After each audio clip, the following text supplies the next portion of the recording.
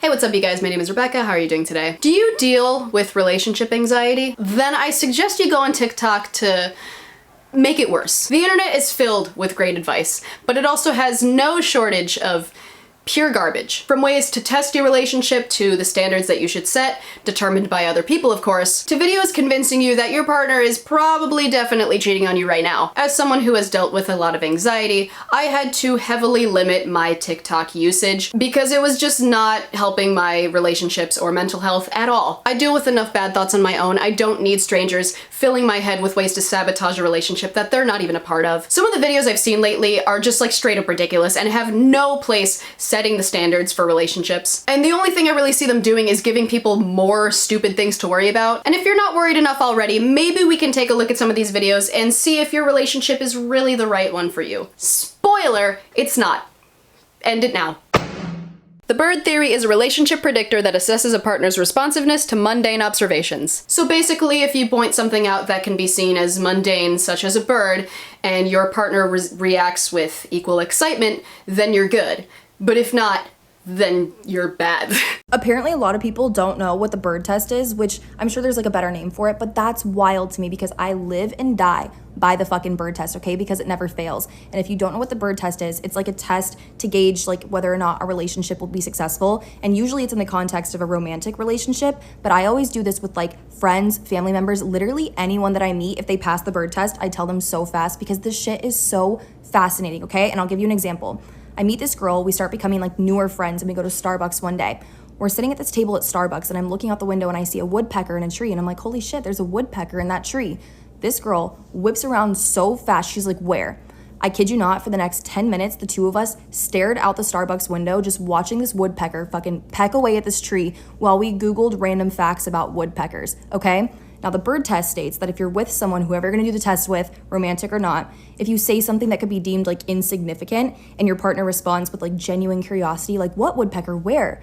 That's a really good sign that your relationship will last a long time. But if they like blow you off, they don't acknowledge you and they're just like, oh, cool, like a woodpecker, that's a really bad sign. And again, it's for romantic relationships, but I'm telling you, do this with your friends, do this with your family members, because that girl and I, still homies as fuck, all right? The bird test never fucking fails. You get the idea. So I think this one kind of has truth to it. Like, I think it's generally a good thing when your partner or friends or anyone really shows interest in the things you like, even if they don't particularly care about said thing. They care about you, so they show enthusiasm towards your interests. And obviously this test isn't even really about birds, but about anything. Like, oh, I found this cool rock at the beach, and ideally your partner should be like, oh, nice, let me see, or something like that. As opposed to the opposite, like, a rock? Seriously? You stopped me for a rock?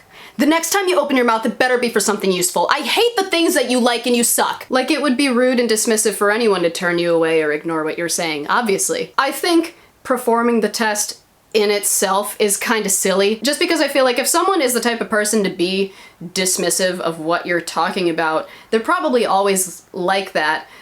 So, like, do you really need a test to figure it out, you know? But also, on the other hand, if someone is generally receptive and then you do this test because some woman on TikTok gave you anxiety and said she lives and dies by this test, so you do it, and they fail, now what? You break up or question your relationship even though everything was fine before that? Like, no. There's just so much more nuance to relationships than people on TikTok like to admit. I'm just saying, things happen and it isn't black and white. Like, one simple pass or fail of a test is not and should not be the determining factor of whether or not your relationship is going to work out. Again, I feel like there's truth to this, like the concept at least, but I'm not gonna catch someone on a bad day, do this test, and then cut them off when they don't show the exact level of enthusiasm that I had in my head.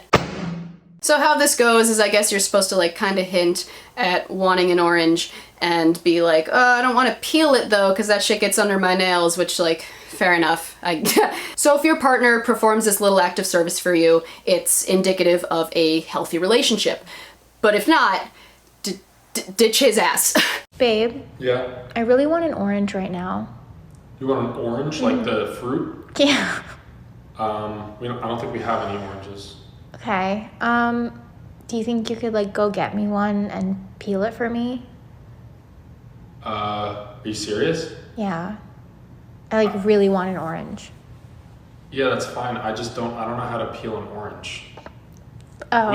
We have fruit cups. Do you want me to Okay. get you a fruit cup? Okay. I think we have fruit cups. Like one of these. I don't think there's oranges in here, but there's like cherries and mangoes and pineapples. Yeah, that's good. And you Do you want me think? Do you think you could open it for me? Because I have long nails. to? Yeah. Yeah. Do you want it now? Yeah. With a spoon? Yeah. Please. Baby spoon or big spoon? A baby spoon.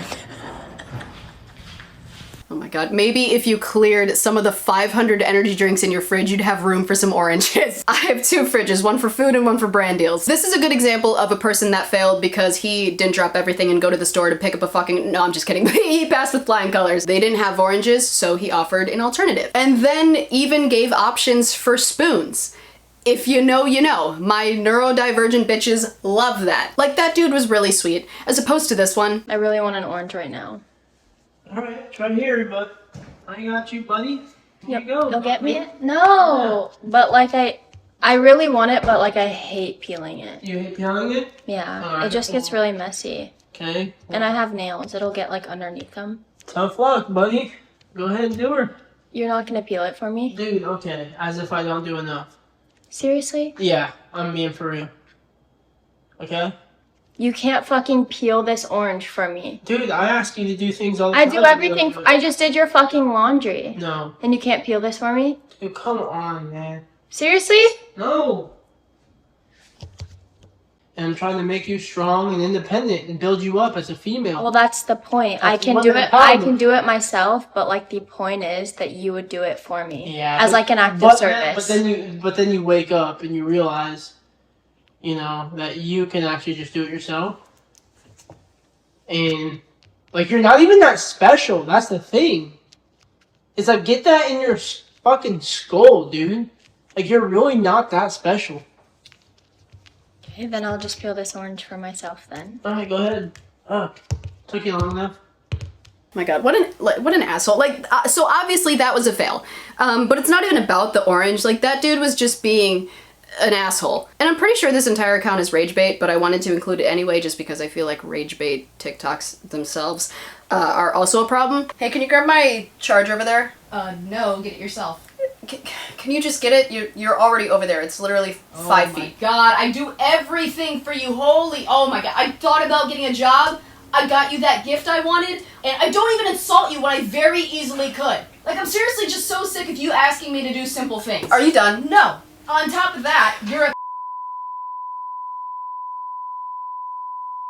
and for the record, your sister is way hotter than you. Okay, stop. That's enough. This is getting weirdly personal, and that wasn't even part of the script. Okay, for the 3rd time, your line was, no, you are a strong and independent woman, so get it yourself. Man, But the point is, just like the last one, you don't need this test. If someone is talking to you like this in general, it was never about the orange. Like, they might just be an asshole. Fellas, don't talk to your girl or anybody like that. Everyone, don't talk to anybody like that. Don't be an asshole, but I didn't think we needed a test to tell us that. Y'all, it is the bare minimum to want to do things for your partner. It's not gonna kill you to do something that will make them happy. If it's really that much of a chore, you're either not with the right person or you have issues of your own. Okay, so this one is actually kind of hilarious. You take ketchup, purposely spill it, and tell your guy to clean it up. I think it's just to see how they would clean it. Like, that's it. And you know what? Some guys do certain things in such a way that is just genuinely hard to watch. But for the most part, as long as it gets the job done, who really cares that much? Like, one of them just sprays a bunch of water on the counter and then kind of squeegees it into the sink. That hurt me to watch. I'm not gonna lie.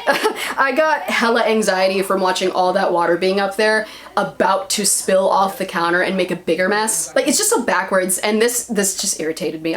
That's like being at a funeral, and instead of just lowering the body, you put a pile of dirt on top of it and then put it down. Or like you suspend the casket midair and push the rest of the entire earth up until it's in the ground. And you know what? This might sound dramatic, but I think this alone would be a deal breaker for me, if not make me heavily question the person that I'm with. But also, if you clean like this, I think I can safely assume that we are two very different people and probably shouldn't be together anyway. And then there are guys who are perfect displays of weaponized incompetence, somehow making bigger messes than what they started with. So once you realize, oh, he's not good at cleaning, I'm just not gonna ask him to do it anymore. These guys just make themselves look stupid. I will never understand why people intentionally make themselves look dumb just to get out of chores. Like, I don't want to do them either.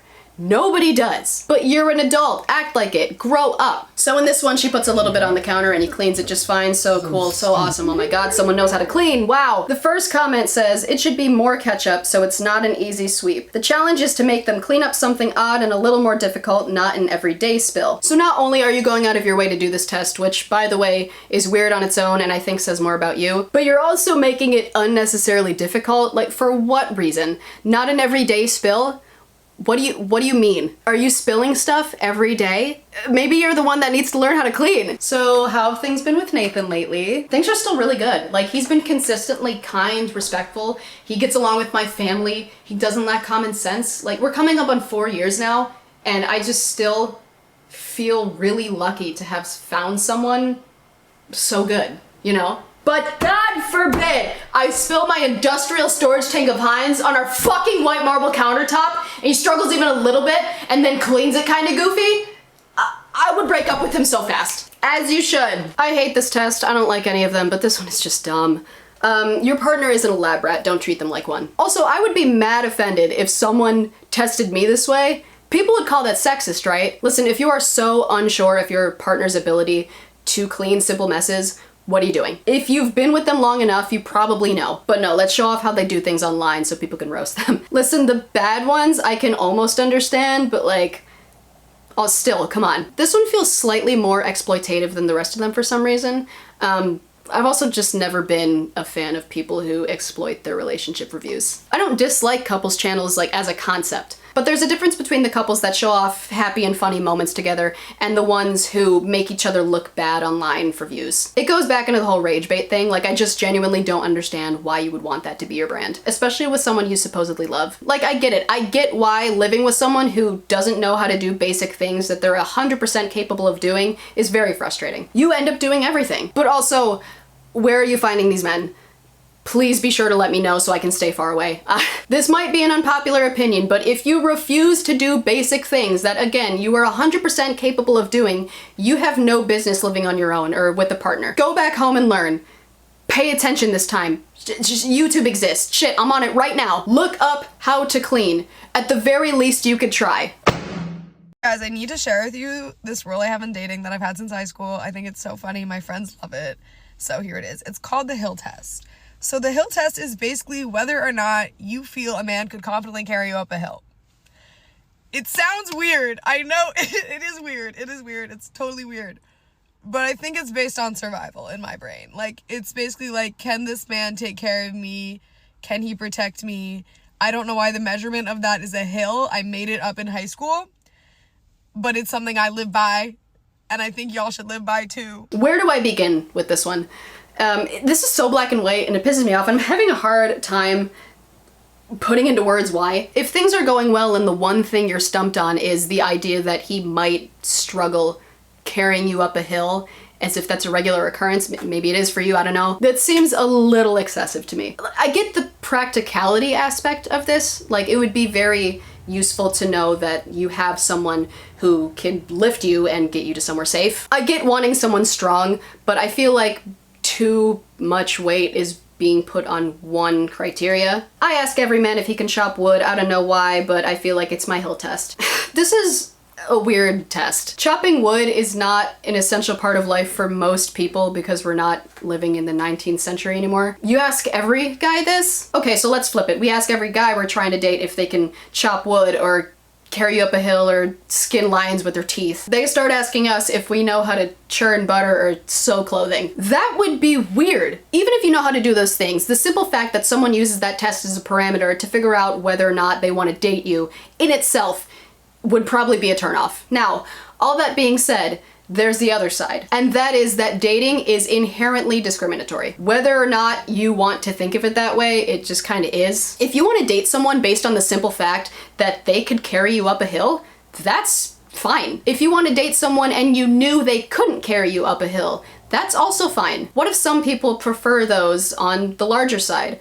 What about tall women? What about disabled people? What about people that just aren't that strong? When it comes to dating, you're allowed to have preferences. You are. Hell, I think you're allowed to be as picky as you want over stupid things. No one is entitled to date you, and it is your right to choose somebody based on what you want, no matter what it is. If you think someone is perfect, but you don't like the fact that their favorite color is red, that's a little bit much in my opinion, but like you technically are allowed to say no just because of that. So you're allowed to have your standards, even this fucking hill test. You're allowed to live by that. But what I really have a problem with is people like this coming online and influencing others and telling them that they have to do the same, or simply just feeding anxiety to the ones that don't. There might be some people out there who have like otherwise pretty good relationships, but after watching this video are second guessing it because this person came online and so confidently said how true it is. Now, if you're an adult or a little bit older or just secure in yourself and your relationship, you might watch this video and be fine afterwards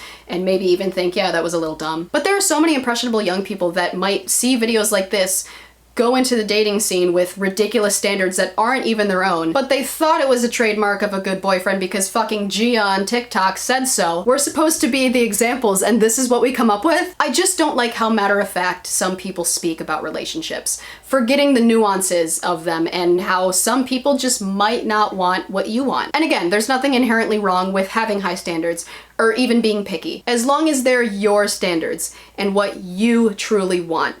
Otherwise, we might be limiting ourselves here. This one is pretty simple. You dance to a song and see if your partner joins you. If they don't, they fail and probably hate you or something. You know the drill.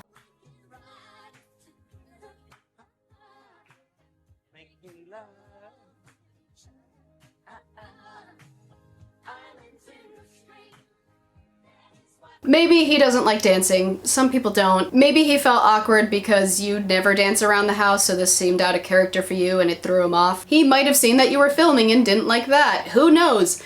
Who cares? Now, the ones where the husband joins and they dance, it makes for a cute video, right? But I don't think your relationship is doomed if they don't. My guess is that the guys in these videos who look confused just might genuinely be confused. Who knows? These are 30-second clips of people's lives.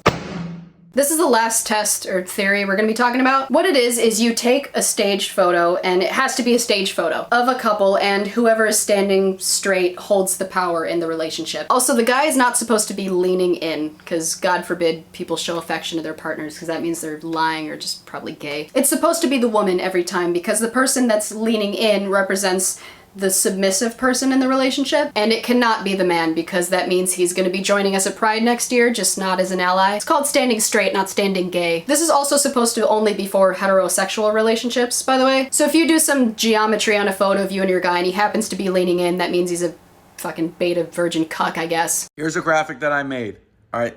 Left hand column is males, right hand column is females, okay?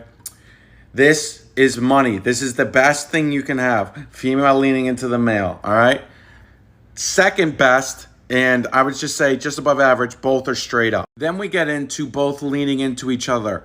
Not good. Don't do this. And then the final one, the worst one you can do is have a male leaning to a female standing straight up. It's the most unattractive thing a male can ever do. That's including farting in front of your girlfriend. This is the ultimate ick. Okay, that's the green line test. If you just want to call it the ick test, do that. This is the ultimate ick. No relationship where a male leans into his girlfriend like this is going to last. All right, maybe one in 100, 1% of those relationships, 1 in 100. I know you're going to say, oh, I had a boyfriend. My boyfriend leans in. I love him. Do you though? Do you though? Don't ever be this. All right, do 100% of green line test relationships that pass work. No, of course not. Nothing's 100%, all right? This right here, if you're doing this, your girlfriend, there's the highest chance of her cheating on you. 1,000%. I'm sorry, it's just the facts. It's the facts of life. It's the facts what I've observed. I've been studying this for years. I went to college for this, okay? I went to college for this. Thank God you went to college for this. I thought it was just more made up bullshit to make people insecure. You can pass the green line test and still cheat.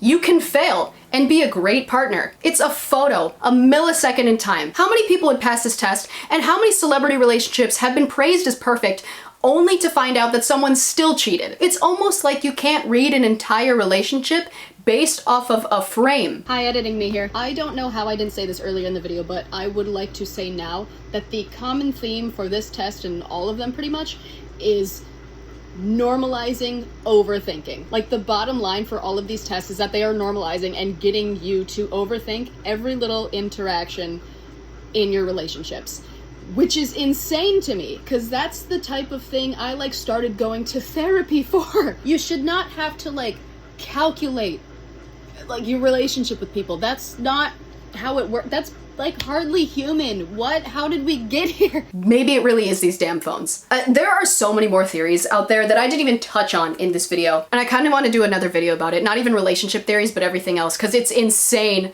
to see what TikTok can come up with. The Lyman water test, the septum theory, the never broken a bone theory, the lucky boy theory. How about get a job theory? Go outside theory. I've had enough. What do you guys think? If any of you have a test that you do on people, make sure to let me know in the comments and expose yourself so that I can make fun of you. If you enjoyed this video, please be sure to get into a situationship with the like button and lead them on for like 6 years, and every time they ask you about being something more, you say, I love you, I don't know what I would do without you, but I'm just not ready. Except every time they try and move on or be with someone else, get mad. I'm gonna go communicate my wants and needs to people clearly so nobody has to indulge in useless mind games. Thank you so much for watching. I'll see you in the next video, right? Right? That was a test and you failed. Whatever, we'll talk about this later. Bye! So how have things been? Hello?